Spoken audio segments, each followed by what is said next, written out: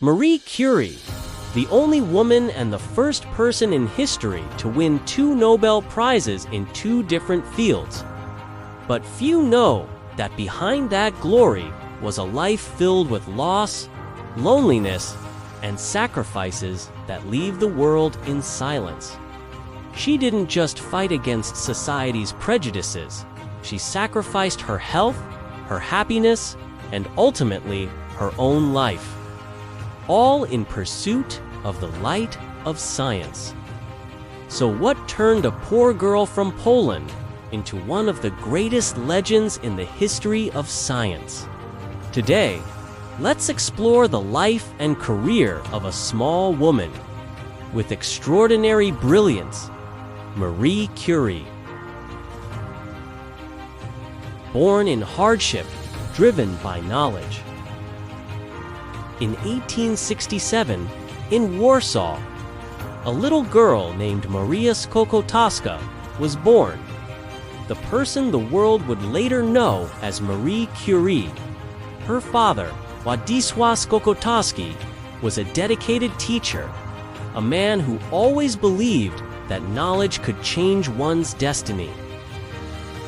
From a young age, Marie showed extraordinary talent. She consistently ranked at the top of her class, excelling in subjects from mathematics to languages like French and German. But behind those achievements was a childhood far from easy. At the age of 10, Marie lost her beloved sister, Zofia. She passed away from an infectious disease. Not long after, her mother also died of tuberculosis. 2 consecutive losses, enough to break anyone. But not Marie. It was these hardships that forged an extraordinary will, driving her to pursue knowledge as the only path to change her destiny. In 1883, at just 15 years old, Marie graduated from high school as the top student. But that was only the beginning of even greater challenges. At that time, Poland was not free. It was under the control of the Russian Empire. And in that society, women were not allowed to attend university. They were confined to the roles of wife and mother. Science was considered a man's domain. A woman daring to pursue knowledge, she was seen as odd, ridiculed, and almost never given the chance to be recognized. Studying under difficult conditions, unable to enter official universities, Marie Curie had to find another path. She joined the Flying University, a secret educational organization exclusively for women. There, they studied what was forbidden: science and knowledge, things society said women did not deserve to have. More importantly, was a rare opportunity for women in Poland to access science and the humanities things, completely denied to them in the official system. By day, Marie taught to earn a living. By night, she studied on her own, but the money she earned was barely enough. So Marie and her sister, Bronisława Dwowska, made a bold decision. Marie would stay home, work, and study independently.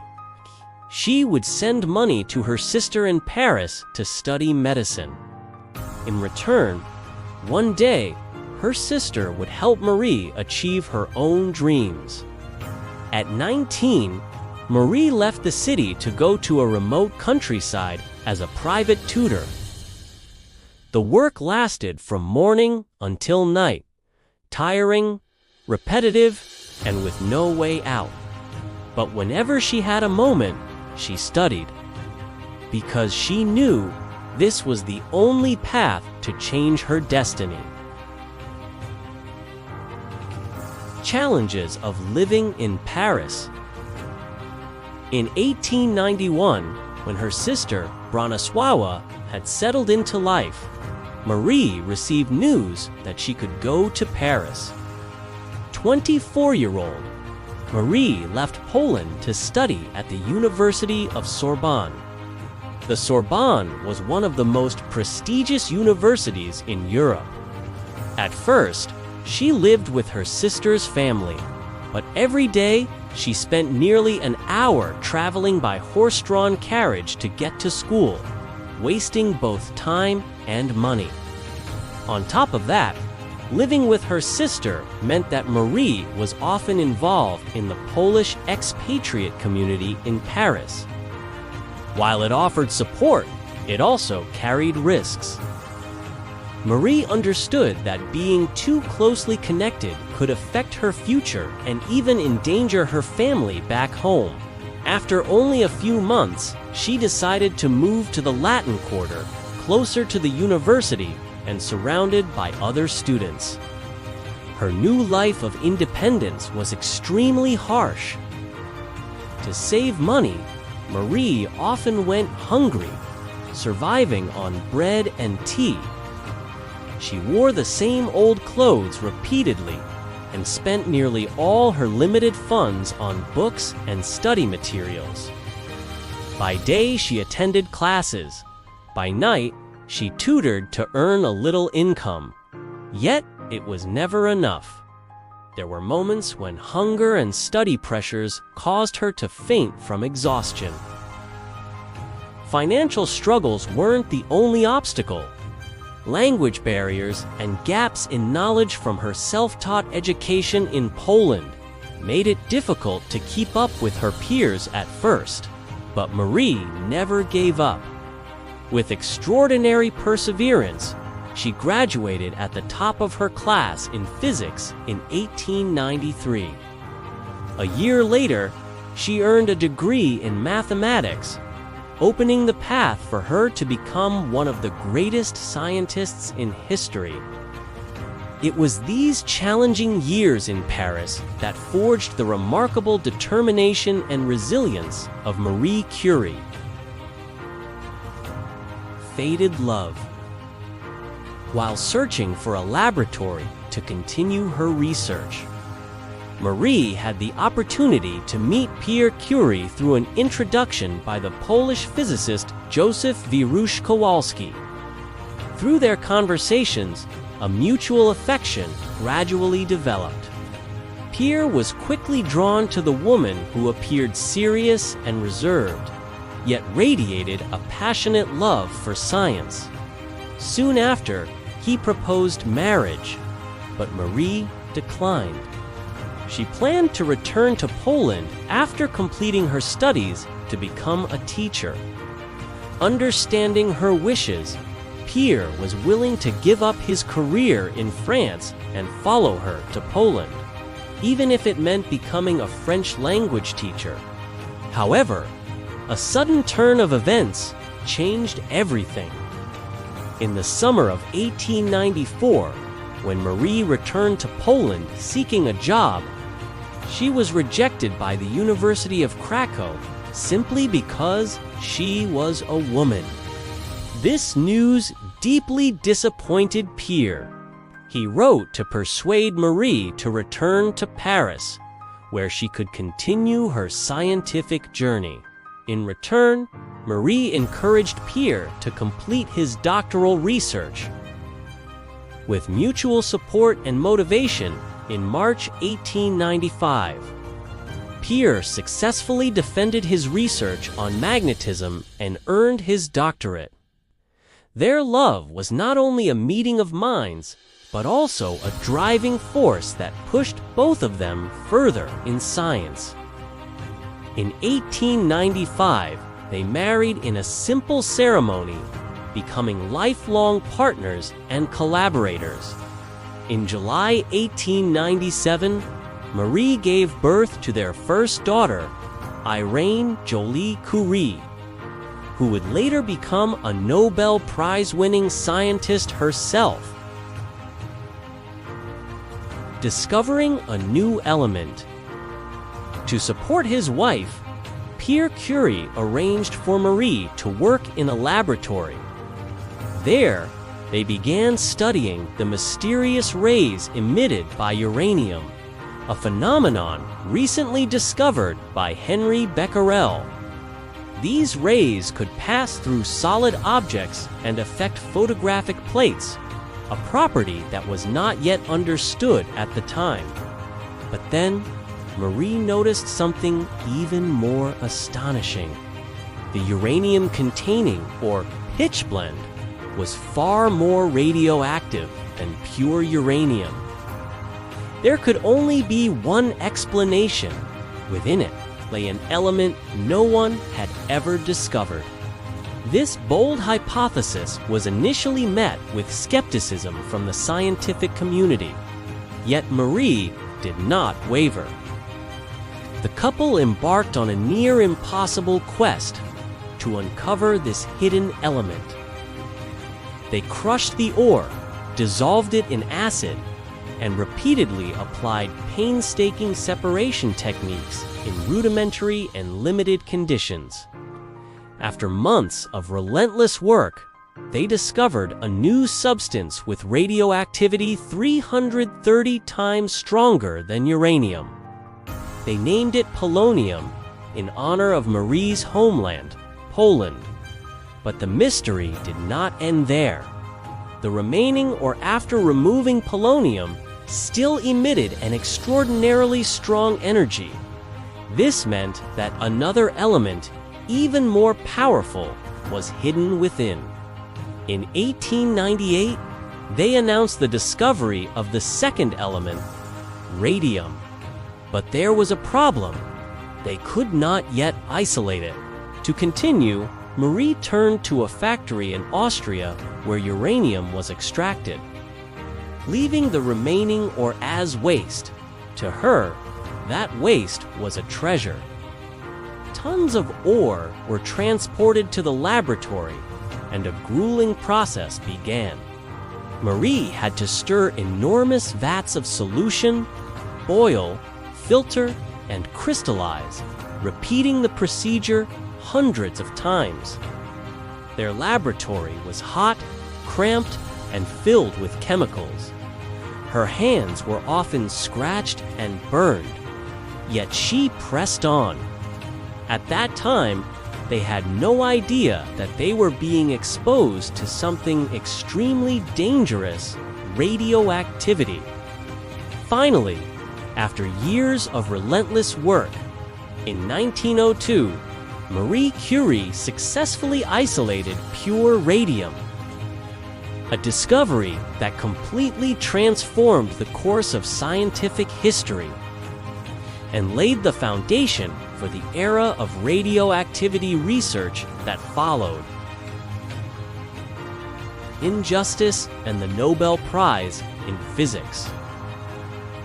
The year 1903 marked a major turning point in Marie Curie's life.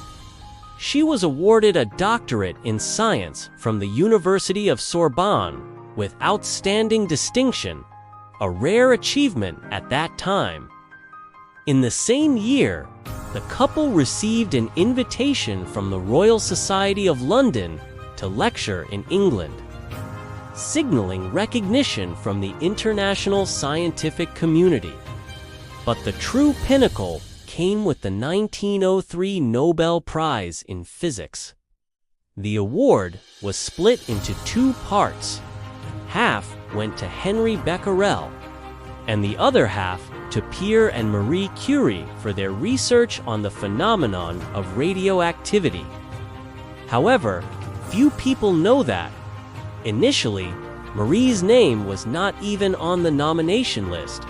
It was only when Pierre insisted, affirming that all the work was the result of both of them, that the Nobel Committee officially recognized her contribution. That moment went down in history. Marie Curie became the first woman in the world to win a Nobel Prize, breaking gender barriers in science and opening doors for generations of women to come. A great discovery and the opportunity for wealth. After discovering radium, Marie Curie became curious about its effects on the human body.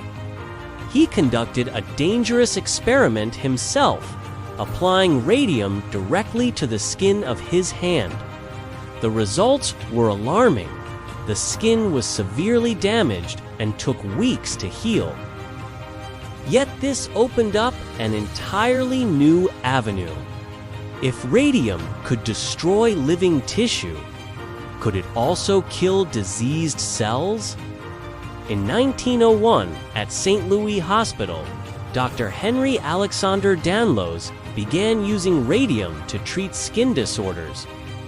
From that point, radium quickly became one of the most valuable elements in the world.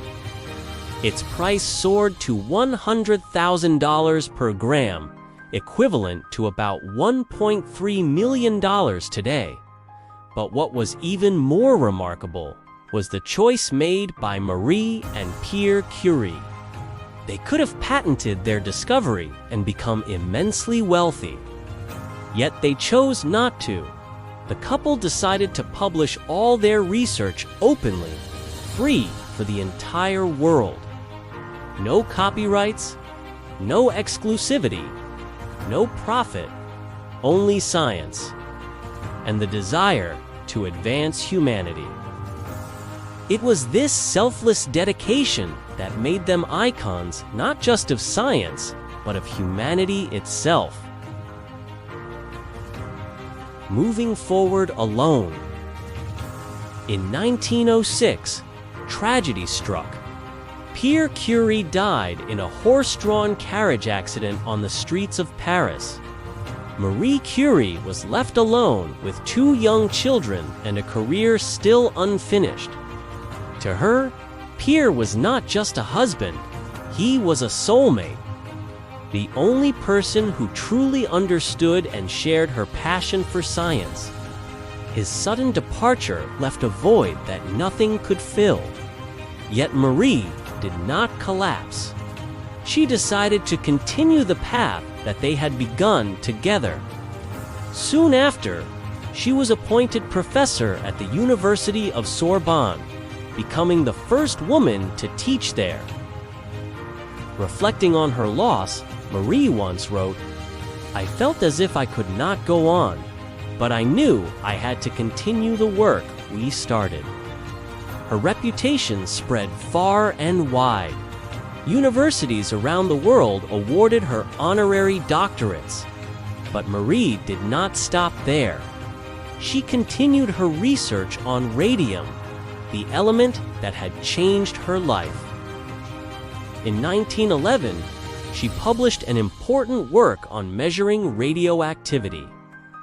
This achievement earned her the Nobel Prize in Chemistry the same year. Marie Curie became the first person in history to win 2 Nobel Prizes in 2 different fields. From a woman once doubted, she had become one of the greatest scientists of all time. Her research also laid the foundation for the establishment of the Radium Institute at the University of Sorbonne, which would later pioneer cancer treatment. Rejected by the Academy of Sciences. Even after reaching the pinnacle of success with 2 Nobel Prizes, Marie Curie was not free from prejudice. In 1911, she applied for membership in the French Academy of Sciences, a gathering of the brightest minds in France. But the result was rejection, not because she lacked talent, but simply because she was a woman. The council chose a less distinguished male candidate instead, a decision that clearly exposed the gender bias of the era. Yet, Marie did not stop. She continued her research, continued to contribute as if no barriers had ever existed. And through her life, she proved one undeniable truth: science knows no gender. Attacked for her personal life. Not only did Marie Curie face prejudice in science, but she also endured a fierce wave of criticism over her personal life. After Pierre Curie passed away, she had a relationship with Paul Langevin, a former student of Pierre, who was married but unhappy in his marriage. The press mercilessly attacked her, labeling her a homewrecker. Meanwhile, male colleagues in similar situations were hardly ever condemned. Once again, Marie Curie had to fight against the injustice that women of her time faced, both in science and in personal life. Do everything in one's power to save lives. When World War I broke out, Marie Curie devoted herself entirely to developing mobile X-ray units, which helped diagnose injuries for soldiers directly on the battlefield. She not only conducted research, but also taught herself anatomy, drove vehicles, repaired equipment, and operated the X-ray machines. As the director of the Red Cross, Marie traveled throughout Paris to seek financial support, supplies, and equipment. Thanks to her efforts, thousands of soldiers were saved. After the war, she returned to research and teaching, taking on the role of head of her laboratory. Her fame spread widely, earning her numerous prestigious awards: Ellen Richards Research Prize 1921, Grand Prize of the Marquis of Argentia 1923, and the Cameron Prize, University of Edinburgh 1931. She also received numerous honorary degrees from universities around the world, cementing her status as one of the greatest scientists in history. Passing away. After more than 40 years of relentless research on radioactivity without proper protective measures, Marie Curie's health had seriously deteriorated. She developed aplastic anemia, a form of blood cancer caused by radiation exposure, and was no longer able to continue her work. In 1934, Marie Curie took her final breath. Yet what she clung to in her last moments was not life itself, but the unfinished scientific work she had yet to complete. Enduring legacy. Marie Curie was not only a great scientist, but also laid the foundation for many modern fields. Her discoveries, especially in radioactivity, marked a turning point in physics, chemistry, medicine, and industry. 1. Birth of radioactivity research. Her work helped scientists gain a deeper understanding of atomic structure, paving the way for quantum mechanics, nuclear physics, and nuclear technology. This enabled scientists such as Rutherford and Einstein to develop atomic theory and nuclear energy. 2. Applications of radioactivity in medicine, saving millions of lives. Radiation therapy. Marie Curie discovered that radium could destroy cancer cells, laying the groundwork for modern radiation therapy. Medical diagnostics. She improved X-ray technology during World War I. Today, CT scans and PET scans are based on the principles of radioactivity she helped establish. Conclusion. The life of Marie Curie stands as a testament to a profound truth. Great knowledge does not arise from convenience, but is forged through unwavering will and a strong spirit. As a woman in an era when the doors of knowledge were not widely open, the path she chose was never easy. Yet, through steadfast determination and a passionate love for science, She triumphed over prejudice, adversity, and personal grief, dedicating her life to the advancement of human knowledge. More than a century later, Marie Curie's legacy continues to illuminate modern science. She remains not only an inspiration for female scientists, but also a powerful testament that talent should never be limited by gender. Thanks for watching. If you enjoyed this video, don't forget to like, share, and subscribe for more interesting content. See you in the next time.